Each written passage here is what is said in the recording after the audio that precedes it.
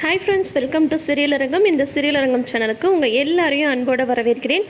இன்றைக்கி பார்த்தீங்கன்னா திங்கட்கிழமை ஆகஸ்ட் 17 அழகே அழகு சீரியலில் என்ன நடக்குது பார்த்துடுவோமா? தங்கராஜும் நிறைய பிளான் பண்ணுறாரு, எப்படியாவது ரேவதியை வந்து இந்த வீட்டுக்கு கூட்டிகிட்டு வரணும்னு சொல்லிட்டு. ஆனால் இதெல்லாம் நாடகன்றது பாக்யராஜுக்கும் நல்லா தெரியுது, அதை விட ரேவதிக்கு நல்லாவே தெரியுது. ஏன்னா அவங்க ஹஸ்பண்டை பற்றி அவங்களுக்கு வந்து தெரியாதா? ஆனால் இப்போ ஒரு சங்கடமான சூழ்நிலையில் ரேவதி வந்து இருக்காங்க. இப்போ ரேவதி எந்த மாதிரியான முடிவெடுக்க போகிறாங்கன்னு வெயிட் பண்ணுவோம். என்ன நடக்குது பார்த்துடுவோமா? இங்கே வந்து தரணிக்கு சாப்பாடு ஊட்டுறாங்க அவங்களோட பாட்டி, அதாவது ரேவதியோட பையனுக்கு. ஆனால் அவங்க வந்து சாப்பிட மாட்டேன்றாங்க. எனக்கு இப்போயே அம்மாட்ட வந்து போகணும், என்ன அம்மாட்ட கொண்டு போய் விடுங்க அப்படின்னு சொல்லிட்டு இருக்கும்போது தங்கராஜ் வந்து வராங்க. உனக்கு வந்து அம்மாவை வந்து பார்க்கணுமா அப்படின்னா தான் ஆமாம் அப்படின்னு சொல்கிறாங்க. சரி, நான் வந்து உங்கள் அம்மாட்ட கூட்டிகிட்டு போகிறேன், ஆனால் நான் சொல்கிற மாதிரி நீ வந்து கேட்கணும். உங்கள் அம்மாவை பார்த்ததுமே நீ போய் கட்டி பிடிச்சிக்கணும். நீ இல்லாமல் என்னால் அங்கே இருக்கவே முடியலம்மா, நீ வந்துடுமா, நம்ம வீட்டுக்கு போகலாமா அப்படின்னு சொல்லிட்டு நீ சொல்லணும். நான் சொல்கிற மாதிரி கேட்குற மாதிரி இருந்தால் நான் வந்து உன்னை கூட்டிகிட்டு போய் உங்கள் அம்மாட்ட வந்து காட்டுறேன். உங்கள் அம்மாவை இந்த வீட்டுக்கு நம்ம கூட்டிகிட்டு வந்துடலாம் அப்படின்னு சொல்லும் போது, வேணாம், நான் வேணால் அம்மா கூட அங்கேயே வந்து இருக்கேன், இளவரசியும் அங்கே தானே இருக்கா, அப்போ அம்மா கூட நானும் அங்கேயே இருக்கேன் அப்படிங்கும்போது அப்படியெல்லாம் சொல்லக்கூடாது. நான் சொல்கிறத வந்து கேளு. அதுக்காக வந்து உங்கள் அம்மாவும் இளவரசியும் அங்கேயே இருக்க முடியுமா, இல்லை நீ தான் அங்கேயே இருக்க முடியுமா?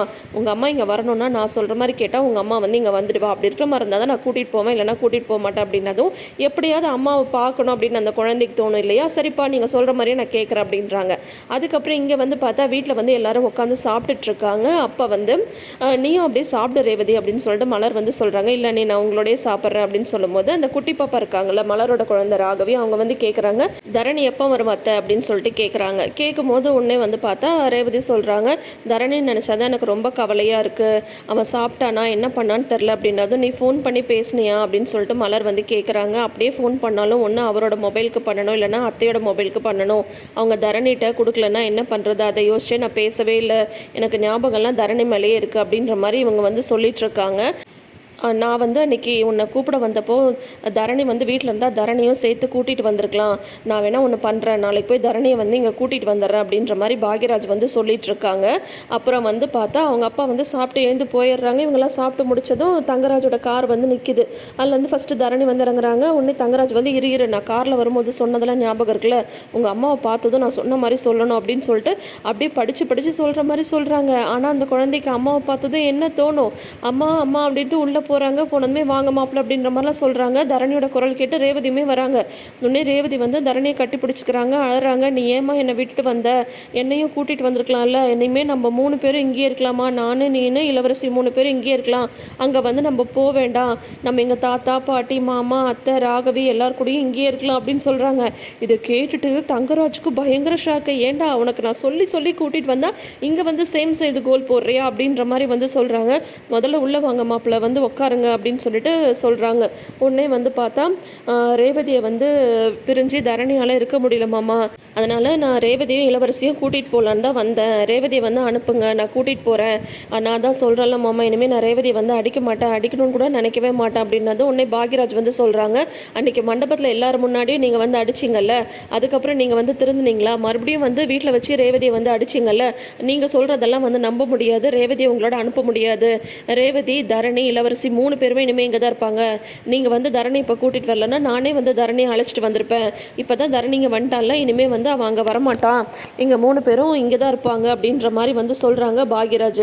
உடனே ராகவன் வந்து நீ கொஞ்சம் அமைதியாக இருடா அப்படின்ற மாதிரி சொல்கிறாங்க. இல்லைப்பா முடியாது அப்படின்னு சொல்லும்போது, மாமா தான் இவ்வளோ தூரம் சொல்கிறாருலண்ணே, அக்கா வந்து இனிமேல் மாமா அடிக்க மாட்டாங்க அப்படின்னது, இவர் சொல்கிற வார்த்தையெல்லாம் என்னால் வந்து நம்ப முடியாது, இவர் சொல்கிற வார்த்தையை நம்பி ரேவதியை என்னால் அனுப்பவும் முடியாது அப்படிங்கும்போது உள்ளே வந்து பாப்பா இளவரசி அழற சவுண்டு வந்து கேட்குது.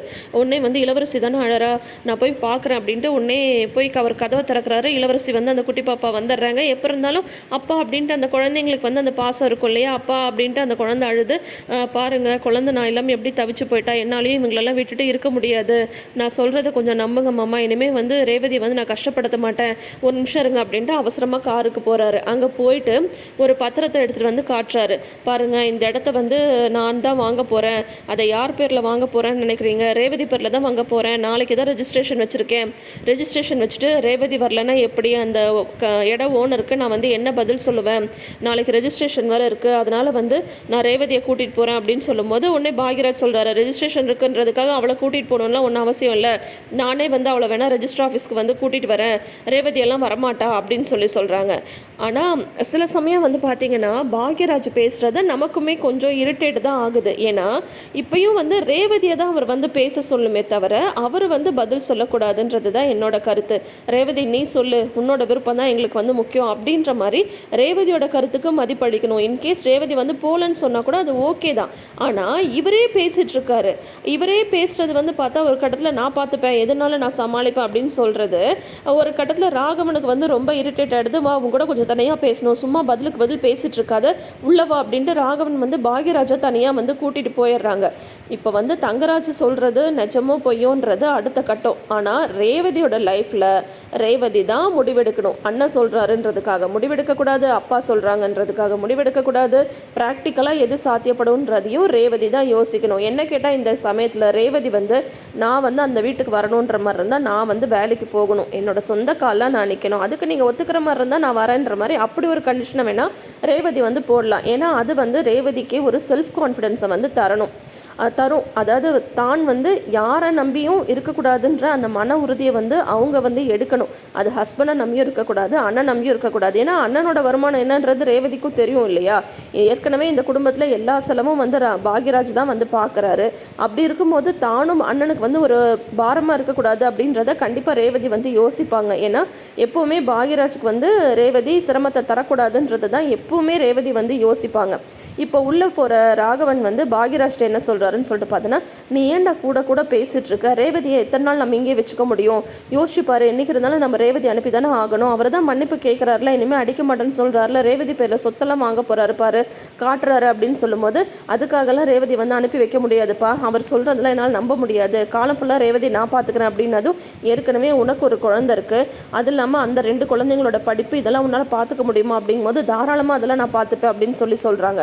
உன்னை வந்து பார்த்தா ஏற்கனவே இருக்கிற இடத்த வச்சு தான் நம்மளே இங்கே அட்ஜஸ்ட் பண்ணி வாழ்ந்துட்டுருக்கோம். இத்தனை நாள் ரேவதி வந்து ஒரு நல்ல வாழ்க்கையை வந்து அனுபவிச்சுட்டா. இப்போயே வந்து நீ வந்து ஹாலில் படுத்துக்கிற, உன் ரூமில் தான் ரேவதியும் குழந்தைங்களும் வந்து படுத்துக்கிறாங்க. எத்தனை நாள் இப்படியே இருக்க முடியும் நீ வந்து யோசிக்கிற. ஒரு புருஷன் பொண்டாட்டினா சண்டை வர்றது தான். அது வந்து ஒரு கட்டத்தில் மாப்பிள்ளை அடிச்சது தப்பு தான், நான் இல்லைன்னு நான் வந்து சொல்லவே இல்லை. ஆனால் இனிமேல் அதை செய்ய மாட்டேன்னு அவர் வந்து சொல்கிறார்ல, அவருக்கும் நம்ம வந்து வாய்ப்பு தர வேண்டாமா? யோசிச்சுப்பாரு, இந்த வீட்டில் உன்னால் ரேவதியை வந்து வசதியாக வந்து வச்சுக்க முடியுமா? இப்போ கொஞ்சம் வருஷமாக அவள் வந்து நல்லா வசதியாக இருந்து பழகிட்டா. ரேவதியை கூட விடு, அவள் இந்த வீட்டில் பிறந்தவ, அவள் வந்து அட்ஜஸ்ட் பண்ணிப்பான்னு கூட பார்க்கலாம். குழந்தைங்க அங்கே வசதியாக இருந்து பழகிட்டாங்க, நம்ம வீட்டில் அவங்களால வந்து அதுக்கு தகுந்த மாதிரி மாறிக்க முடியுமா?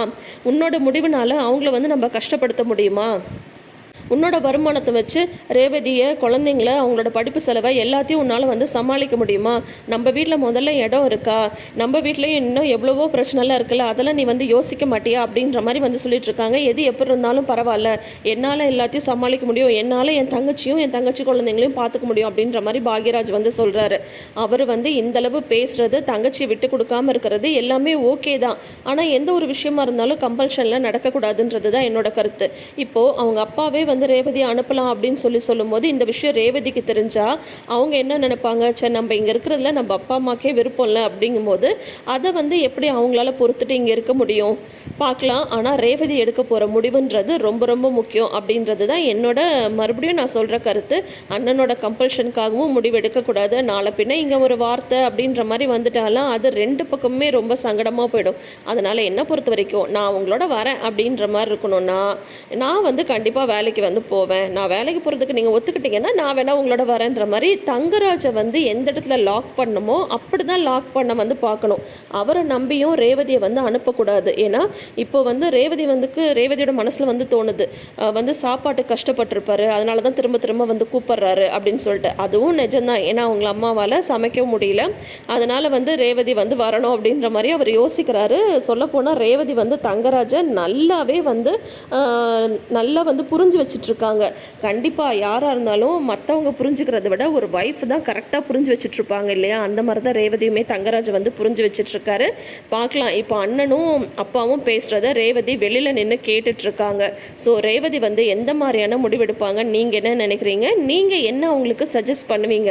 பாக்யராஜ் சொல்கிறது கரெக்டாக, அவங்க அப்பா வந்து அனுப்பிடலாம் அப்படின்னு சொல்கிறது கரெக்டாக, தங்கராஜ் வந்து கூப்பிட்றாருன்றதுக்காக ரேவதியை வந்து அனுப்பிடலாமா, இல்லை ரேவதி தனிப்பட்ட முறையில் எந்த மாதிரியான முடிவெடுக்கணும்? உங்களோட கருத்துக்களை வந்து நான் வரவேற்கிறேன்.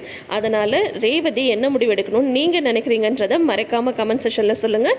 இந்த வீடியோ பிடிச்சிருந்ததுன்னா வீடியோக்கு ஒரு லைக் கொடுங்க. நம்ம சேனலை நீங்கள் இப்போ தான் ஃபஸ்ட் டைம் பார்க்குறீங்கன்ற மாதிரி இருந்தால் சேனலை சப்ஸ்கிரைப் பண்ணிக்கோங்க.